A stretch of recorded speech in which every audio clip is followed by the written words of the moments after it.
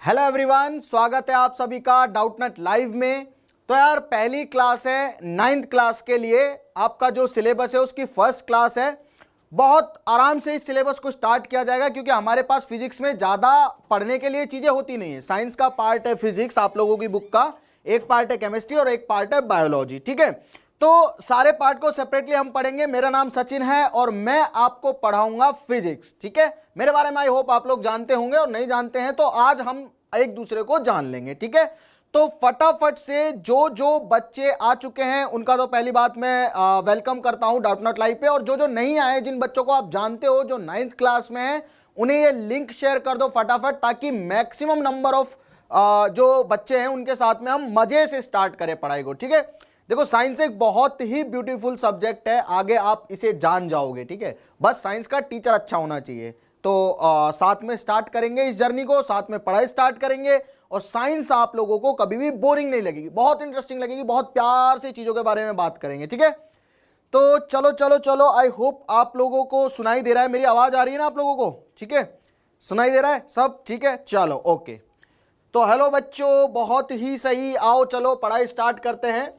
तो यार देखो, मैंने आप लोगों को ऑलरेडी बता दिया है कि आज आपकी 9th क्लास की 9th कक्षा 9 में जो बच्चे हैं उनकी पहली क्लास है फिजिक्स की। ठीक है, हम लोग पढ़ेंगे क्या? हम लोग पढ़ेंगे मोशन। अब ये मोशन क्या है, ठीक है, इसके बारे में मैं आपको बताऊंगा कि मोशन क्या चीज है, क्यों हम इसे पढ़ रहे हैं। ये आपको 9वीं में भी पढ़ना है, ये आपको 11वीं में भी पढ़ना है ना। 9th में है ना ये आपके चैप्टर, ये आपको सेम चैप्टर 11वीं में भी पढ़ना है। नीट की परीक्षा में भी आता है जिससे बच्चे डॉक्टर बनते हैं, जेई की परीक्षा में भी आता है जिससे बच्चे इंजीनियर बनते हैं। ठीक है, चलो भाई, अब क्लास की अगर मैं बात करूं तो जो 9th क्लास है उसकी क्लास, मेरी फिजिक्स की क्लास कब कब होया करेगी? ट्यूसडे, थर्सडे और सैटरडे। कितने बजे? 6 बजे। ठीक है, और अब जो टॉपिक है अपना वो है मोशन। स्टार्ट करते हैं आगे बढ़ाते हुए क्लास को। तो क्लास का एक बार मैं आपको वीकली टाइम टेबल बता देता हूं। क्लास 9 का, कक्षा 9 का भाई साइंस जो है उनका 6 बजे से 6:45 तक होगा। किस किस दिन होगा? ट्यूसडे, थर्सडे, सैटरडे, यानी कि मंगलवार, गुरुवार और शनिवार। राइट। मैथ्स कब होगा? 7 बजे से 7:45 तक और इंग्लिश होगा 8 से 8:45 तक। ठीक है, और किस किस दिन होगा? देखो सेम डे होगा, ये सेम डे है और ये सेम डे है, यानी कि आपकी क्लास होगी ट्यूसडे, थर्सडे, सैटरडे। कितने बजे से? 6 से लेके और 8 बजे, 8:30 बजे तक, 8:45, 9 मान लो। चलो ठीक है, 3 घंटे में आपको 3 सब्जेक्ट पढ़ने का मौका मिल जाएगा। राइट। तो यार अपना जो टॉपिक है वो है मोशन। अब मोशन को स्टार्ट करने से पहले हमें यह जान लेना जरूरी है कि मोशन एक्चुअल में है क्या, ये चीज क्या है। तो यार जैसा कि आपको यहां पे दिख रहा होगा कि ये एक बालक है। ठीक है, इसका नाम जो भी आप बोलो, जो भी आप नाम रखना चाहो इसका रख दो। ठीक है, ये बालक कुछ टाइम पे, मान लो कि दोपहर के 12 बजे यहां पे था। ठीक है, दोपहर के 12 बजे ये यहां पे था, 12:10 पे ये यहां आ गया। ठीक है, और 1 बजे ये यहां आ गया। तो हुआ क्या है वो समझते हैं। इस बालक ने टाइम के साथ साथ अपनी पोजीशन चेंज किए। देखो ये 12 बजे यहां था, 12:10 पे यहां आ गया, फिर 10 मिनट में यहां आ गया, फिर उसके 50 मिनट बाद 1 बजे यहां आ गया। तो इसने किया क्या है?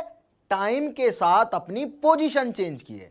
अब जब भी किसी भी बॉडी की, किसी भी ऑब्जेक्ट की, किसी भी आदमी की, किसी भी चीज की टाइम के साथ में पोजीशन चेंज होती है तो उसे हम बोलते हैं मोशन। मोशन किसे बोलते हैं? टाइम के साथ में अगर किसी भी बॉडी की, किसी भी ऑब्जेक्ट की क्या हो रही है? पोजीशन चेंज हो रही है, तो हम बोलेंगे कि body is in motion. Body किस में है? मोशन में है, मूवमेंट कर रही है। तो मोशन को हम मूवमेंट से भी क्या कर सकते हैं? रिलेट कर सकते हैं। आ गया समझ में?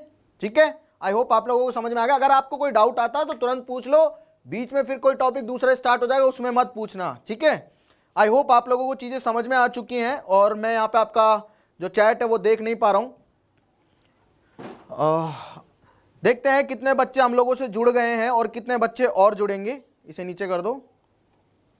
ठीक है, चलो भाई, 10th की साइंस का जो बच्चा पूछ रहा है क्लास कब है, तो यार 10th का भी टाइम टेबल देखो, हमारी 9, 10, 11, 12 चारों क्लासें चल रही है। आप एक बार टाइम टेबल का स्क्रीनशॉट ले ले जिस भी क्लास में आप हैं। जैसे जो नवी क्लास में बच्चे होते हैं वो अपना इस वाले टाइम टेबल का शेड्यूल लेके रख ले, इसका स्क्रीनशॉट ले ले। 9th क्लास वाले बच्चे इसका स्क्रीनशॉट ले ले क्योंकि ये प्रोग्राम सिर्फ 9th के लिए है, ट्यूसडे, थर्सडे और सैटरडे का, हफ्ते में 3 दिन का, ठीक है। उसके अलावा बाकी दिन पे क्या होता है, 10th भी होती है, 12th भी होती है और 11th भी होती है, राइट।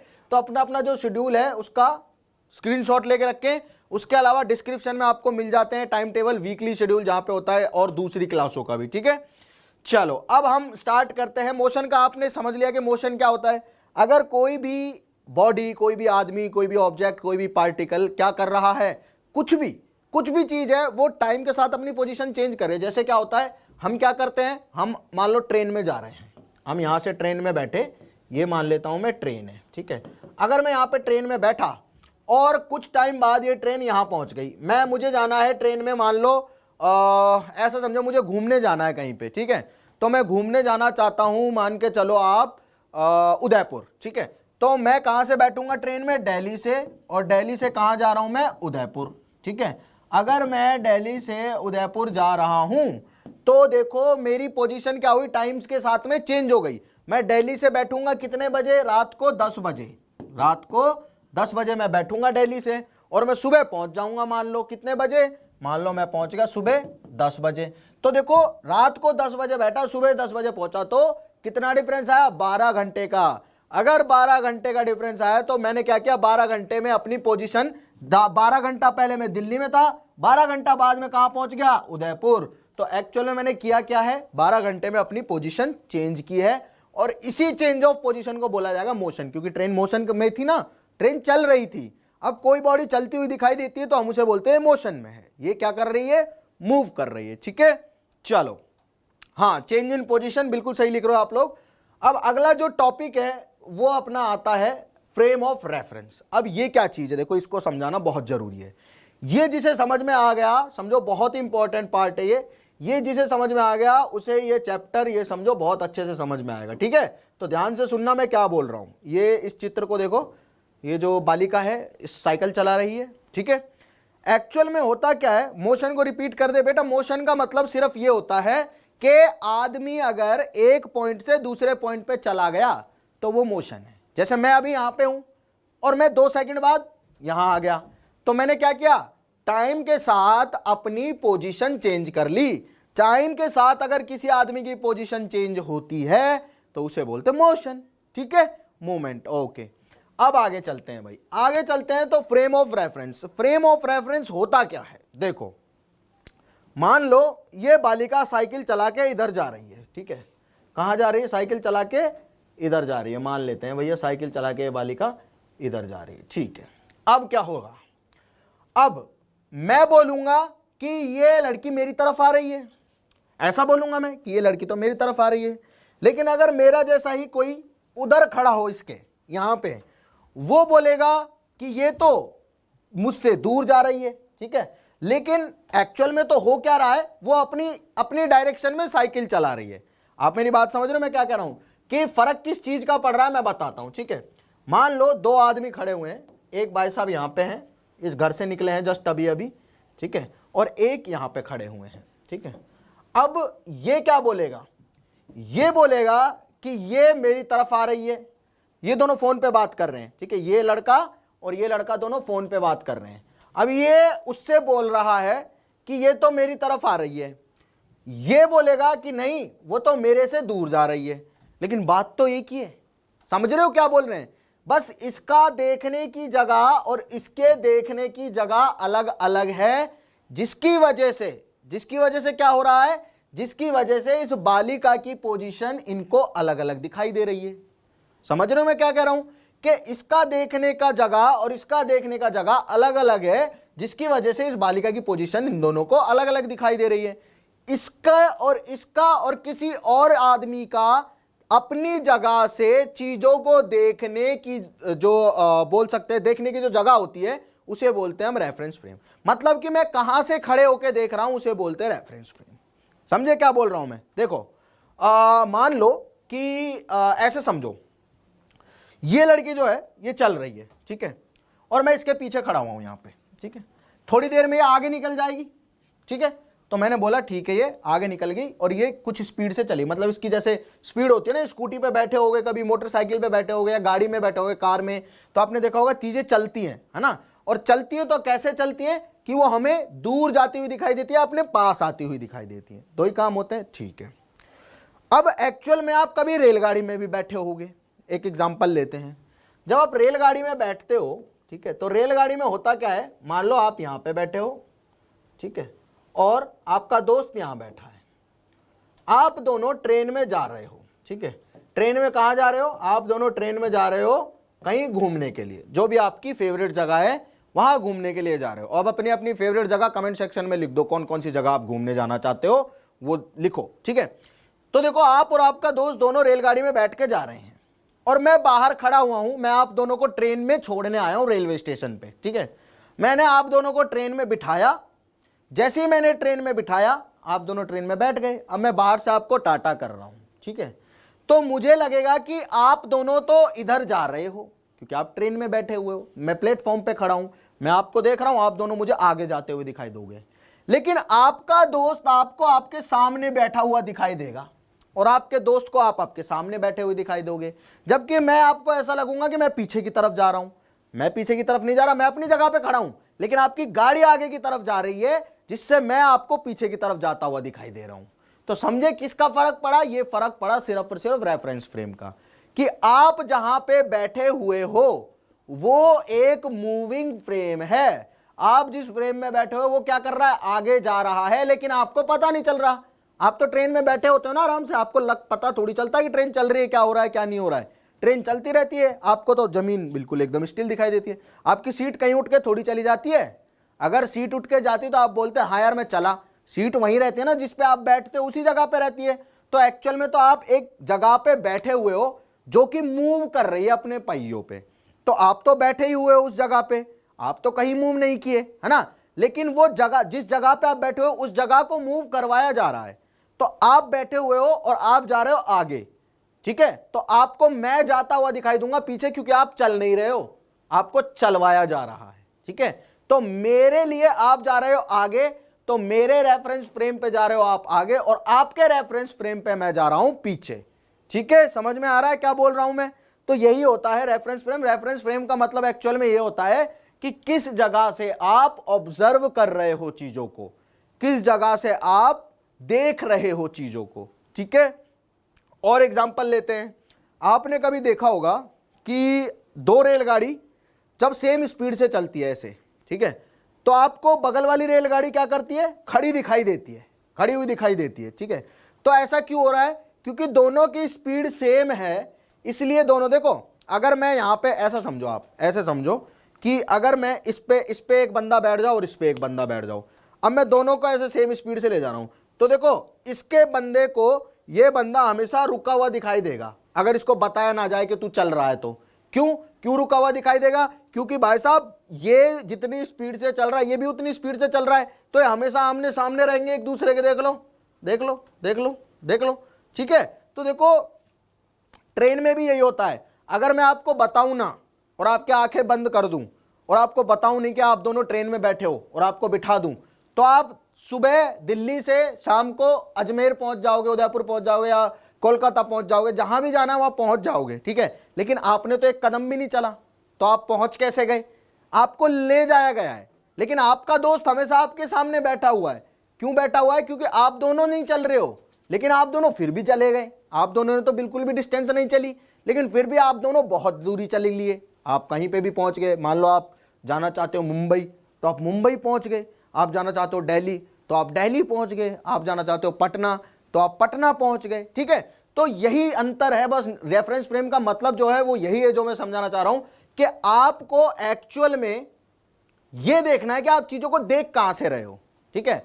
आप अपने दोस्त को बोलते हो कि मैं तुझे देख रहा हूं 12 घंटे से, तू मेरे सामने बैठा हुआ है, लेकिन आपके दोस्त की मम्मी फोन करके बोलती है इसको कि बेटा पहुंच गया कोलकाता, तो देखो आप बोलते हो कि यार ये क्या बात है, मैं तो तुझे अपने सामने देख रहा हूं सुबह से, तू तो मेरे सामने बैठा हुआ 12 घंटे से। लेकिन इसकी मम्मी जो सुबह इसके साथ ही से स्टेशन छोड़ने आई थी वो बोल रही कि बेटा पहुंच गया यहां पे। तो हुआ क्या, हुआ ये कि ये किया मूव किया, इसमें दो बच्चे बैठे हुए हैं, ये दोनों एक दूसरे के आमने सामने हैं, क्योंकि ये दोनों सेम फ्रेम में हैं। अब आ गया ना रेफरेंस फ्रेम, इन दोनों का रेफरेंस फ्रेम जो है वो सेम है, ठीक है, समझ में आया। ये जो दोनों बच्चे हैं इन दोनों का रेफरेंस फ्रेम क्या है, सेम है। ये दोनों एक दूसरे के सामने बैठे हुए हैं, एक उस बॉडी पे बैठे हुए हैं जो सेम स्पीड से चल रही है। ठीक है, तो ये जो सेम स्पीड से चल रही है, बॉडी सेम स्पीड से चल रही है, ठीक है, तो एक दूसरे के लिए क्या है, स्थिर है, एक दूसरे के लिए रुके हुए हैं, क्योंकि जितनी स्पीड से ये चल रहा है उतनी स्पीड से ये भी चल रहा है। जब भी दो बॉडी सेम स्पीड से चल रही होती है, सेम डायरेक्शन में, तो वो एक दूसरे के लिए रुकी हुई प्रतीत होती हैं। इसे हम क्या बोलते हैं, इसे हम रिलेटिव वेलोसिटी का कॉन्सेप्ट भी बोलते हैं, जो आप आगे की क्लासेस में पढ़ेंगे। ठीक है, लेकिन मैं यहां पे बता रहा हूं कि रुका हुआ क्यों दिखाई दे रहा है। इसको एक ही कारण है, इसको ये रुका हुआ क्यों दिखाई दे रहा है, क्योंकि इन दोनों का रेफरेंस फ्रेम सेम है। और इसकी मम्मी जो है वो घर पे है, अभी जो इसे स्टेशन छोड़ने आई थी उसके लिए ये पहुंच गया कहीं पे, लेकिन इसके दोस्त के तो सामने ही है ना, समझे। तो रेफरेंस फ्रेम का मतलब होता है कि किस जगह से आप मोशन को ऑब्जर्व कर रहे हो। इसकी मम्मी के लिए ये पहुंच गया कहीं 12 घंटे बाद दूर, लेकिन इसके दोस्त के लिए अभी भी उसके सामने बैठा हुआ है, क्योंकि इसकी मदर का और इसके दोस्त का रेफरेंस फ्रेम अलग अलग है। समझे, समझ गए ना मैं क्या कहना चाह रहा हूं कि रेफरेंस फ्रेम का मतलब क्या होता है। रेफरेंस फ्रेम का मतलब सिर्फ और सिर्फ इतना होता है कि आप कहां से किसी भी मोशन को ऑब्जर्व कर रहे हो। ठीक है, अब देखो मैं यहां पे हूं, मैं बोलूंगा यहां से कि ये पेन आपकी तरफ आ रहा है, लेकिन मैं बोलूंगा कि ये पेन मुझसे दूर जा रहा है, लेकिन आप बोलोगे नहीं सर ये पेन हमारी तरफ आ रहा है। तो बात तो दोनों ही सही है, बस आप मेरे उस साइड से देख रहे हो, मैं पेन के इस साइड से देख रहा हूं। ठीक है, तो रेफरेंस फ्रेम का मतलब क्या हुआ, रेफरेंस फ्रेम का मतलब हुआ कि भाई साहब जिस जगह से आप मोशन को ऑब्जर्व कर रहे हो उस जगह को बोलते हैं हम फ्रेम ऑफ रेफरेंस या रेफरेंस फ्रेम। ठीक है, समझ में आ गया। अब आगे चलते हैं। नेक्स्ट टॉपिक जो है अपना वो है motion along a straight line. ठीक है, कि एक स्ट्रेट लाइन में मोशन कैसे होती है। चलो समझते हैं स्ट्रेट लाइन में मोशन कैसे होती है। अब यार स्ट्रेट लाइन से आप क्या समझते हो, स्ट्रेट लाइन क्या होती है। तो स्ट्रेट लाइन होती है दो पॉइंट को मिलाने वाली सीधी रेखा, सीधी दूरी। तो दो पॉइंट को मैं सीधा अगर मिलाना चाहूं तो बस ऐसे ही मिला सकता हूं। उसके अलावा तो मेरे पास बहुत तरीके होंगे कि या तो मैं ऐसे मिलाऊं इसे, या मैं इसे ऐसे मिलाऊं, ठीक है, या मैं इसे ऐसे मिलाऊं, कैसे भी मिलाऊं, लेकिन सबसे सीधी दूरी कौन सी है, ये ब्लू वाली। ठीक है, तो स्ट्रेट लाइन कौन सी हो गई, ये ब्लू वाली।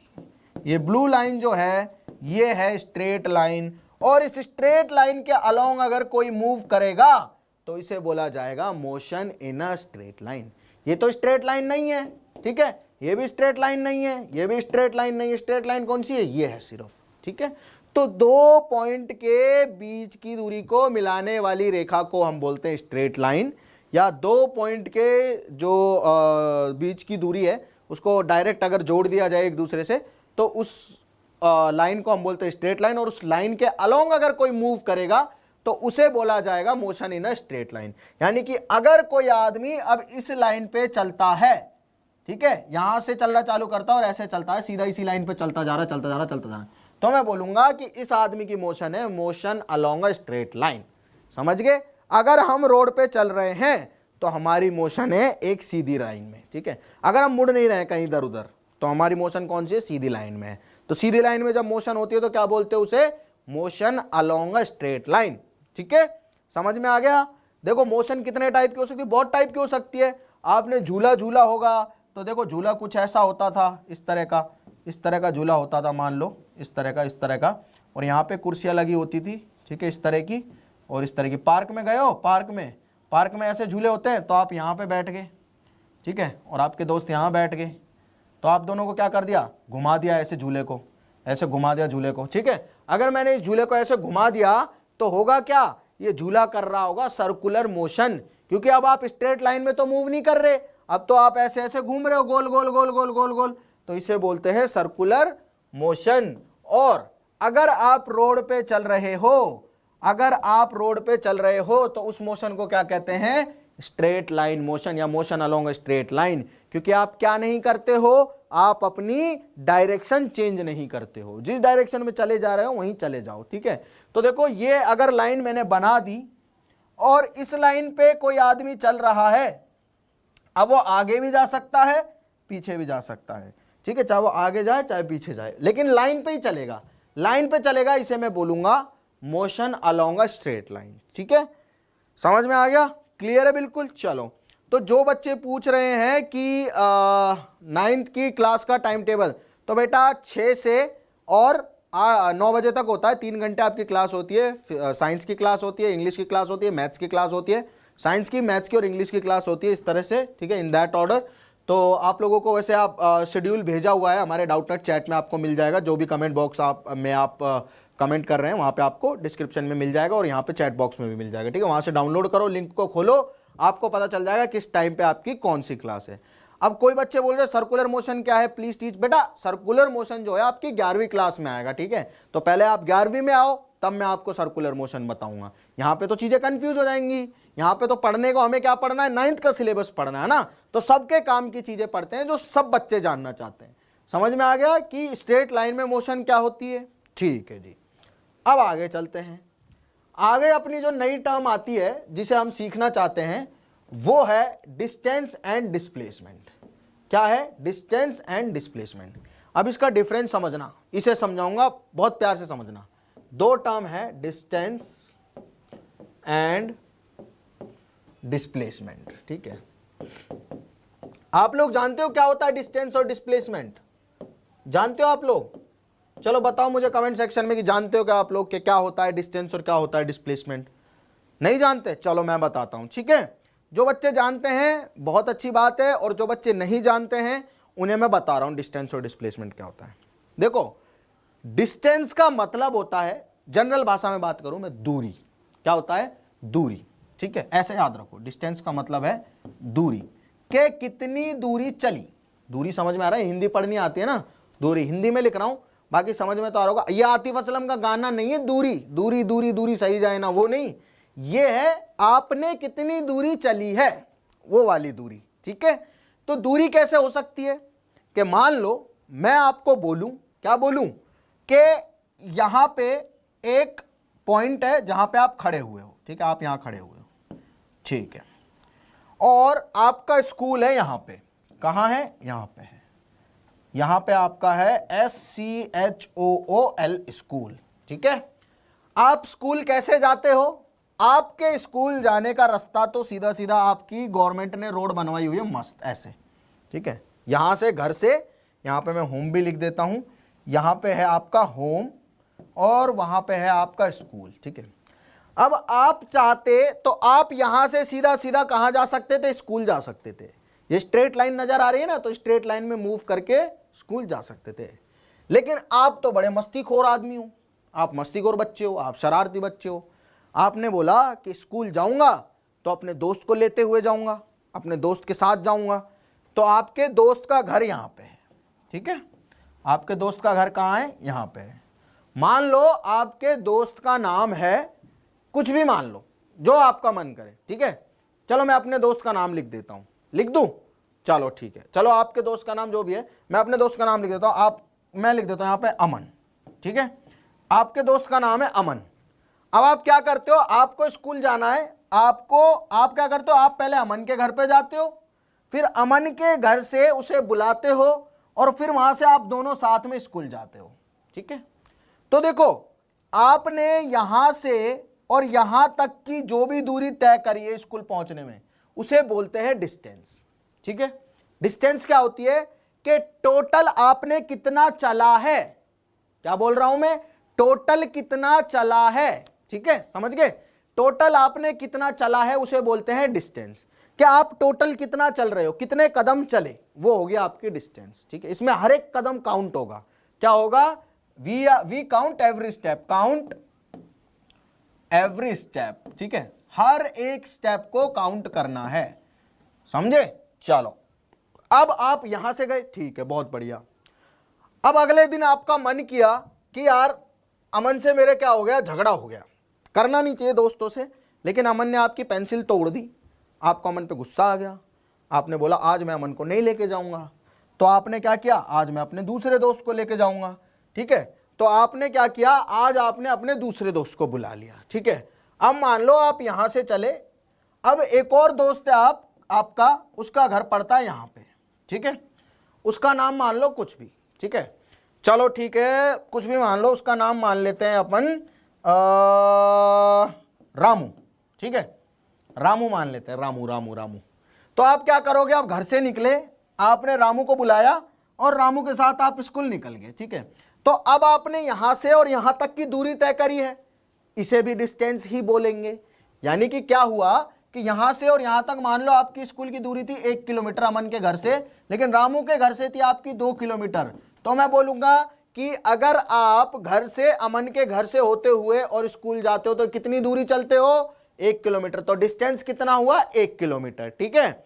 उसके बाद मैं बोलता हूं कि अगर आप घर से चलते हो, रामू के घर होते हुए स्कूल जाते हो तो कितनी दूरी चलोगे, तो आप बोलोगे 2 किलोमीटर। तो डिस्टेंस कितना हुआ, 2 किलोमीटर। जबकि होम से आप डायरेक्ट घर जा सकते थे 500 मीटर में भी। 500 मीटर कितना होता है, 1 किलोमीटर का आधा। 1 किलोमीटर में 1000 मीटर होते हैं ना, तो आप 500 मीटर चल के पैदल पैदल भी जा सकते थे घर स्कूल पे, ठीक है, घर से। तो इसका मतलब ये कितनी डिस्टेंस हुई, जब आप सीधे सीधे स्कूल जाते हो तो आप 500 मीटर चलते हो, जब आप यहां से अमन को लेते हुए जाते हो तो आप 1 किलोमीटर चलते हो, जब आप रामू को लेते हुए जाते हो तो आप 2 किलोमीटर चलते हो। तो ये सारी की सारी दूरियां जो चली हैं ये क्या हैं, यही है बेटा डिस्टेंस। समझ में आ गया डिस्टेंस क्या होता है, ये क्या है, यही है डिस्टेंस, इसे ही हम कहते हैं डिस्टेंस। अब चलो आगे चलते हैं और आगे की चीज समझते हैं कि सर डिस्टेंस तो समझ में आ गया, लेकिन डिस्प्लेसमेंट क्या है। डिस्टेंस समझ में आ गया, लिखो जो भी डिस्टेंस समझ में आ गया फटाफट लिखो, जितने लोगों को समझ में आए। और इस लिंक को शेयर करो अपने दोस्तों के साथ में, ताकि उन्हें भी पता चले कि ठीक है, आपके दोस्त का नाम किसी का अमन होगा ही, मैंने लिख दिया, किसी के दोस्त का नाम रामू होगा ही, नहीं होगा तो कोई दिक्कत नहीं है, बना लेते हैं, ऐसे दोस्त बना लो जिसका नाम रामू है, ठीक है। स्कूल में कहीं मिल जाए ना रामू, उसको दोस्त बना लेना कि सर ने तेरा नाम लिया था, आज से तू मेरा दोस्त है, ठीक है। चलो ये चीज समझ में आ गई, ये तो हो गया डिस्टेंस। अब बात करते हैं डिस्प्लेसमेंट की, ठीक है। डिस्प्लेसमेंट क्या होता है बेटे, डिस्प्लेसमेंट जो होता है ना उसे बोलते हैं डायरेक्ट डिस्टेंस, डायरेक्ट डिस्टेंस या शॉर्टेस्ट डिस्टेंस, डायरेक्ट डिस्टेंस या शॉर्टेस्ट डिस्टेंस, ठीक है। इसको अभी के लिए ऐसे ही समझो, शॉर्टेस्ट डिस्टेंस, ठीक है। अब देखो, मैं यहां से चला, ऐसे गया मंडे को तो 500 मीटर चलना पड़ा, ट्यूसडे को गया ऐसे तो कितनी देर चलना पड़ा, 1 किलोमीटर चलना पड़ा, और मैं थर्सडे को गया ऐसे तो मुझे कितना टाइम चलना पड़ा, 2 किलोमीटर चलना पड़ा, ठीक है। इसमें डिस्टेंस थी 500 मीटर मैंने जो चली, क्योंकि मेरे द्वारा चली गई दूरी ही तो डिस्टेंस है, मेरे कदम जितना चले, ठीक है। 1 किलोमीटर चला तो आज मेरी डिस्टेंस 1 किलोमीटर थी, फिर किसी दिन मेरी डिस्टेंस 2 किलोमीटर थी, लेकिन डिस्प्लेसमेंट थी तीनों ही केसेस में 500 मीटर। डिस्प्लेसमेंट कितनी थी, डिस्प्लेसमेंट थी तीनों ही केसेस में 500 मीटर, ठीक है। डिस्प्लेसमेंट थी 500 मीटर इन ऑल 3 केसेस। अब ऐसा क्यों हुआ, देखो मैंने बोला कि डिस्टेंस तो होती है जितना आपने चला, आपके कदम काउंट हो रहे हैं जितना आप चल रहे हो, लेकिन डिस्प्लेसमेंट का मतलब है कि दोनों पॉइंट के बीच की सीधी दूरी ले लो, चाहे कहीं से भी चल के जाओ। तो डिस्प्लेसमेंट चाहे आप सीधे जा रहे हो तब भी 500 मीटर है दोनों पॉइंट की दूरी, आप ऐसे जा रहे हो तब भी दोनों पॉइंट की दूरी क्या है, 500 मीटर ही रहेगी। आप चल 1 किलोमीटर रहे हो लेकिन डिस्प्लेसमेंट आपका 500 मीटर है, क्योंकि स्टार्टिंग और एंड पॉइंट की सीधी दूरी को बोलते हैं डिस्प्लेसमेंट, ठीक है। तो डिस्टेंस और डिस्प्लेसमेंट में क्या डिफरेंस है, देखो मैं लिख के बता देता हूं, उसके बाद इस क्लास को खत्म करेंगे हम लोग। डिस्टेंस और डिस्प्लेसमेंट में क्या डिफरेंस है, डिस्प्लेसमेंट और डिस्टेंस में यही डिफरेंस है बेटा कि डिस्टेंस जो होती है उसमें हम क्या करते हैं, डिस्टेंस में काउंट एवरी स्टेप, हर एक स्टेप को हम क्या करते हैं, काउंट करते हैं। लेकिन डिस्प्लेसमेंट में हम क्या करते हैं, डिस्प्लेसमेंट में हम 2 पॉइंट के बीच की सीधी दूरी लेते हैं। हम क्या करते हैं डिस्प्लेसमेंट में हम लिखते हैं direct distance between starting point and and point, starting point and and point. ठीक है, मतलब क्या है कि जहां से स्टार्ट किया और जहां पे खत्म किया, ठीक है, उन दोनों पॉइंट के बीच की दूरी को बोलते हैं, सीधी दूरी को, डायरेक्ट डिस्टेंस को, सीधी दूरी को बोलते हैं डिस्प्लेसमेंट। ठीक है, अब कुछ एग्जांपल करते हैं, एग्जांपल के थ्रू आप लोगों को समझ में आ जाएंगी चीजें कि क्या होता है डिस्टेंस और क्या होता है डिस्प्लेसमेंट। ठीक है, तो भैया एग्जांपल करते हैं। चलो नीचे आ जाओ फटाफट फटाफट फटाफट, और नीचे आ जाओ, एग्जाम्पल करवाने हैं, और नीचे आ जाओ। चलो ठीक है, तो देखो अब समझो मेरी बात को, मैं एग्जाम्पल करवा रहा हूँ। एग्जाम्पल नंबर 1, ठीक है, ऐसा समझो, एग्जाम्पल नंबर 1 ये मैं खुद से करवा रहा हूँ आप लोगों को, बाकी नोट्स मिलेंगे उसमें बहुत सारे एग्जाम्पल्स होंगे, उन्हें पढ़ना, उन्हें सोचना समझना और करने की कोशिश करना। ठीक है, अब देखो अगर मैं बात करूं डिस्टेंस और डिस्प्लेसमेंट की, ठीक है, ये एक पॉइंट है ए, ठीक है, और ये दूसरा पॉइंट है बी। ठीक है, इन दोनों के बीच की दूरी है, मान लेता हूं मैं, कितनी है, 10 किलोमीटर। ठीक है, ओके। अब ए एक दिन क्या करता है, ऐसे जाता है, ऐसे जाता है, ऐसे जाता है, ऐसे जाता है, जाता है ऐसे, और 15 किलोमीटर चलता है। ठीक है, एक दिन ये क्या करता है, ऐसे जाता है, ऐसे जाता है, ऐसे जाता है, ऐसे जाता है, और 12 किलोमीटर चलता है। ठीक है, एक दिन ऐसे ऐसे ऐसे ऐसे ऐसे ऐसे ऐसे ऐसे ऐसे ऐसे घूम के जाता है और 20 किलोमीटर चलता है बी तक। ठीक है, अब मुझे बताओ चारों केसेस में डिस्टेंस और डिस्प्लेसमेंट कितना होगा, बताओ चारों केसेस में डिस्टेंस और डिस्प्लेसमेंट कितना होगा, कितना होगा, कितना होगा, कितना होगा, मुझे बताओ चारों केसेस में डिस्टेंस और डिस्प्लेसमेंट।